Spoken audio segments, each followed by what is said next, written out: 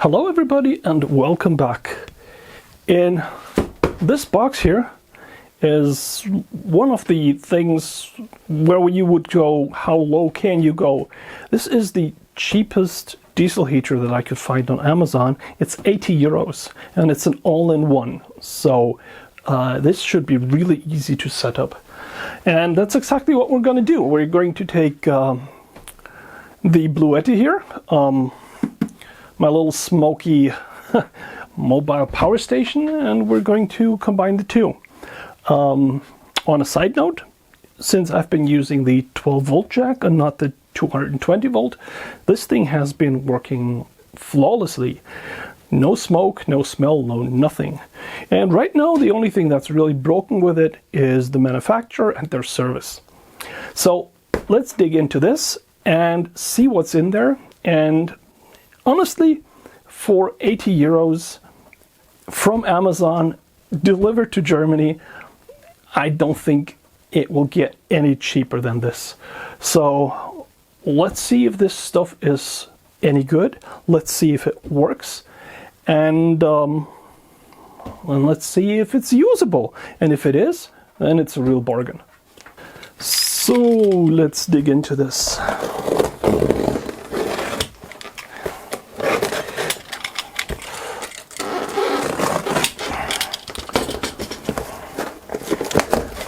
I'm really not sure what to expect here, but it's red, it's nice. It is from a company called Velpax.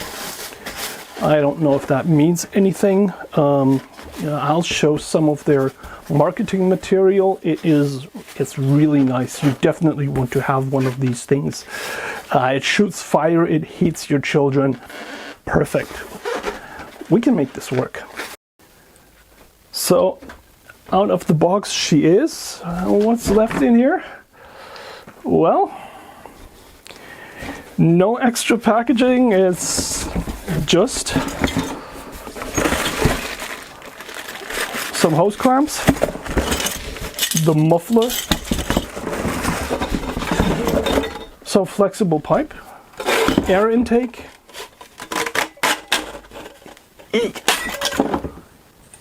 and the exhaust. Wait, here. Huh.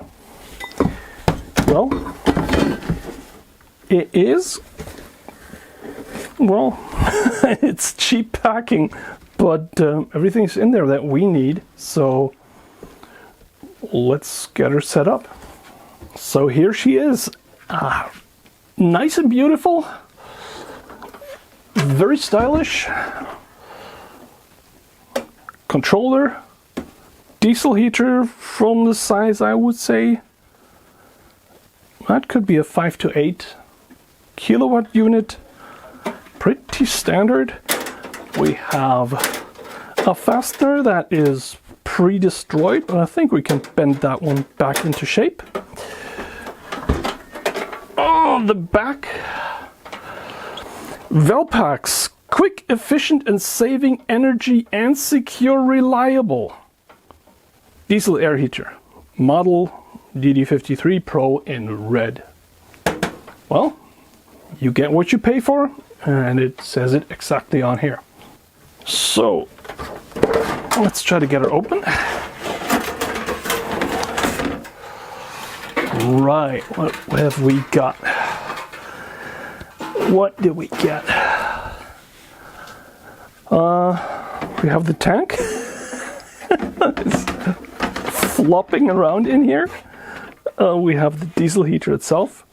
Yeah, it's a 5 kilowatt unit. Pretty standard. But if it's like the same one that I bought last year, that one was actually very good, and it had a very low energy consumption, and you could easily run it off one of those power stations. Looking at the back, we have a 433 megahertz remote control. Those are actually pretty nice because you can pair them with an Arduino and make your own temperature control or thermostat or whatever you want to call it. It's really nice. So this thing is this thing is extremely floppy. And it already comes with, is that paint or rust? Well, something like it. Yeah, it inspires confidence. And it's got 3 stars. Wow. So this here is our power connector. Well, the terminals are okay, I suppose. The pump is in the back of here. If I read the marketing correctly, it's supposed to be a nearly silent pump. I really doubt that, but no matter. There's nothing really more to see here. You can take this off, but I don't think that there's a lot of cable attached to it. Too bad. Some of them actually come with like 2 meters of cable attached to this thing that is then rolled up somewhere inside of here, but that's really handy if you're in an RV and you want to stick this somewhere else. But if you're just traveling and you want to put this beside your camper, or even worse, beside your tent, and just run it for some heat in the fall or winter, then these things aren't as bad as they look. And maybe if we put it back together, it stops being so floppy. All right, so what else do we have? Can we just turn this over without making a mess? On the other underside, we have our inlet for air. We have our outlet for the exhaust. There's a reasonable amount of space underneath here. As long as you don't put it on a carpet, you will be able to run the exhaust out the bottom. There is a little bit more cabling in here. There's a fuse, and there is the cable connector to the diesel heater. Sorry for that. It's right there, and that is a standard part. So, well, nothing special, but I mean, at that price point, really, what do you expect? This must be the most cost-cutting that you can do. And I suppose then that's what you get. But when it was fully assembled, it actually held together a lot better than it does now. So let's put it back together. So here she is back together. It went back together okay. The slightly bent clamp here was no problem. Actually, nothing was. And now that the shell is on, it is pretty rigid. And nothing wobbles around like it did before. So it's kind of built like a motorcycle in a way that the tank and the engine is a structural part. Apart from that, well, there's nothing really to it, man. Maybe let's just get some air extraction and see if we can turn this on and get some diesel in there. I hope that the tubes that they're using are suited for diesel. They could be, but as far as I know, as cheap as it is, that could just be some aquarium tubing. Well, let's hope that it's not. Okay, so really quickly, I made some perfectly usable connections, and we're going to put them on these supply posts, which are actually the absolutely shortest screws that I've ever seen on one of those, but it's perfectly usable and it was cheap. Okay, so now we can connect it. Now, while attaching my perfectly bodged wires, I found the spec sheet. So it's 8 kilowatts. Yeah, definitely. It's gonna use 12 volts. It has an applicable range of 215 to 269 square feet. What? Well, it has a power range of 0.16 to 0.62 liters per hour. And the fuel consumption, what? Is something in gallons, so they really, wow, the Empire Strikes Back in metric.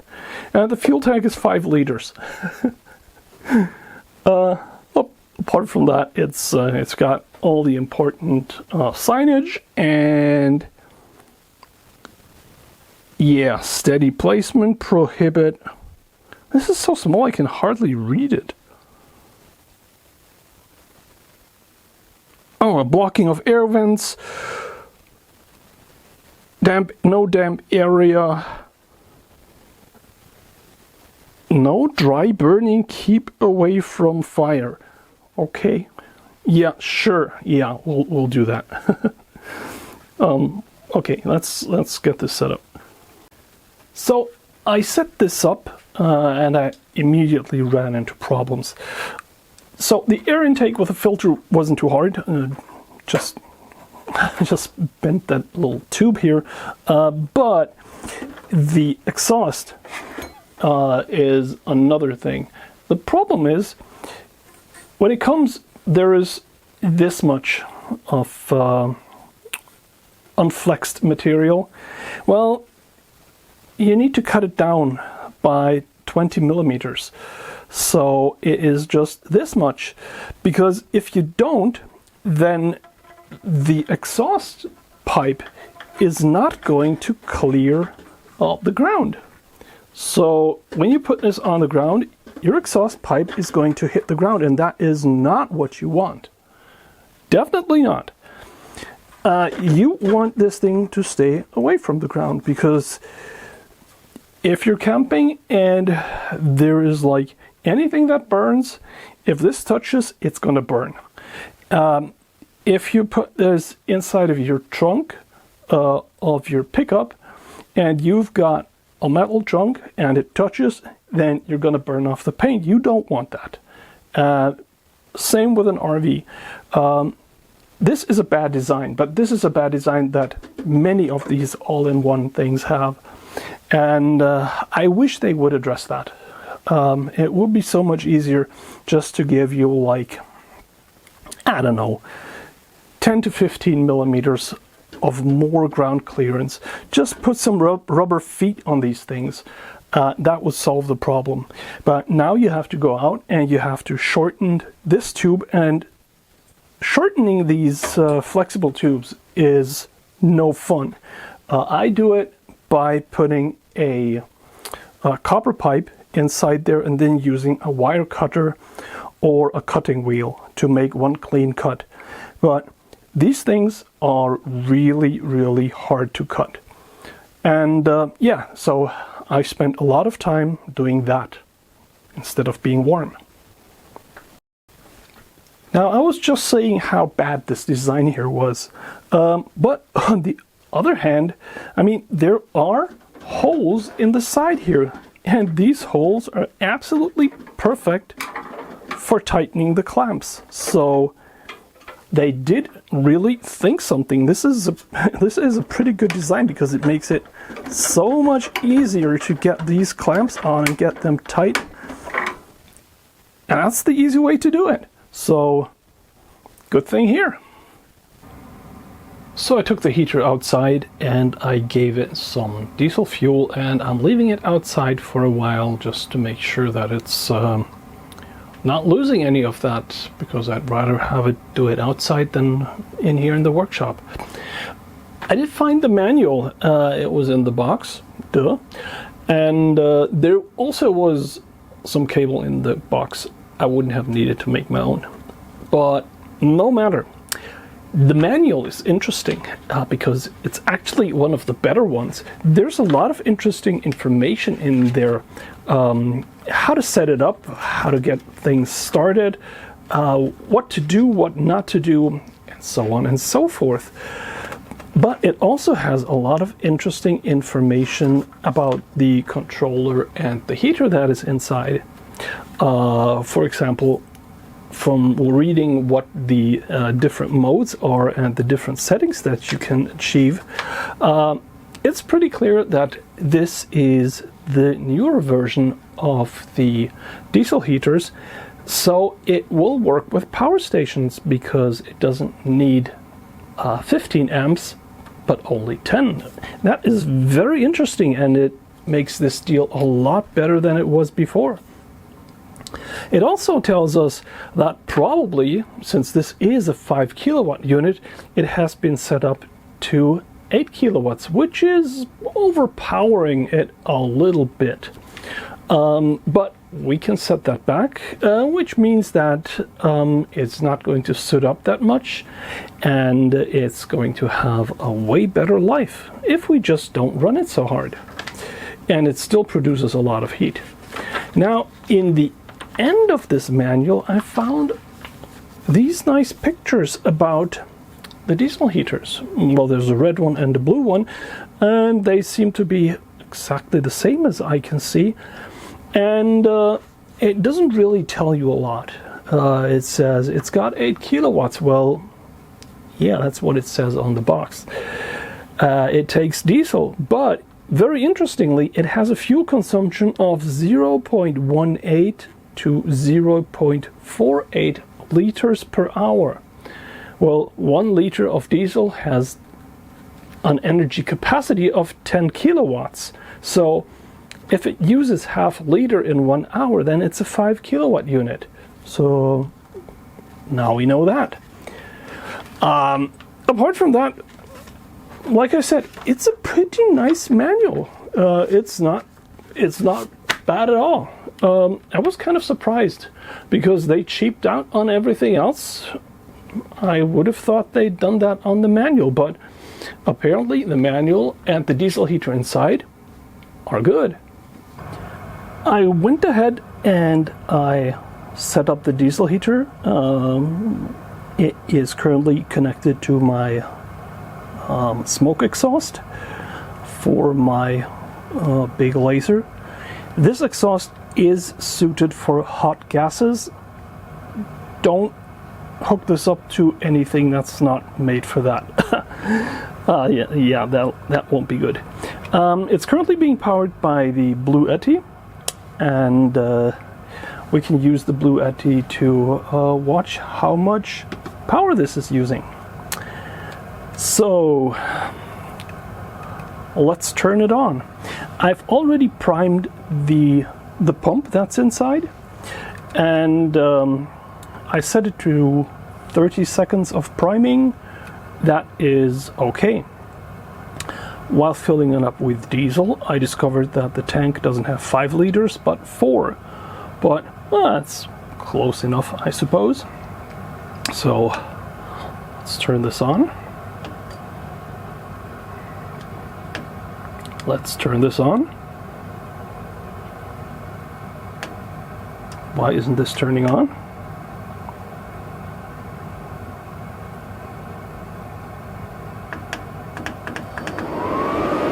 Okay. So it primes. It starts up the fans just to see that they are moving, and we can have a look at the Blue Yeti that's just gone to sleep. And we can see that during warm-up phase, when it is running the glow plug, it is pulling around 90 something watts, and if this was the other type of diesel heater, then it would already be pulling 120, and when it then turns on the fans, it would overload the Blue Yeti. Yeah, that is one of the problems with many diesel heaters. They just use too much power. This is going to go for around 2 to 3 minutes, and then it's going to start pulsing the diesel pump, and it's going to inject diesel into the heater, and then the heater is going to fire up. It is going to get a lot louder then, because I don't have the muffler attached, just because I didn't. Now, there goes the diesel pump, and now you can actually hear it firing up. So this startup is really fast, and if we have a look at the power consumption right now, we are drawing 102 watts of DC power at 12 volts, and that's pretty much perfect. So this is really nice, really nice.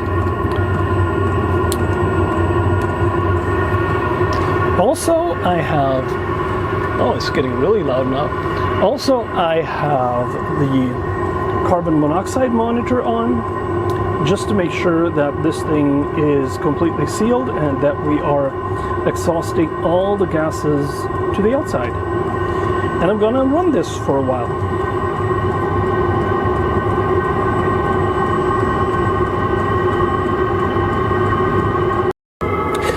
Okay, so I let this thing run for maybe 20 minutes, and it does have a very distinctive new heater smell, but nothing bad. I've lowered the setting to basically as low as it will go, or I think it's about on level 2 right now. It's only pulling 8 to 10 watts, which is almost nothing, and a power station would last forever.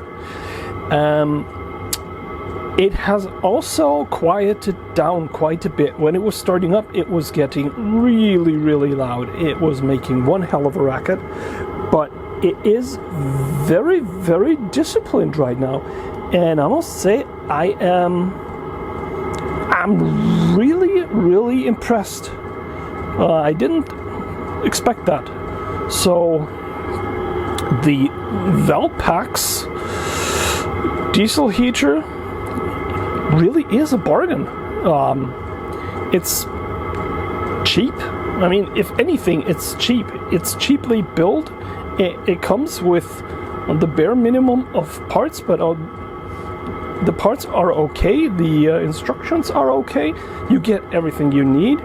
So I suppose it's a bargain.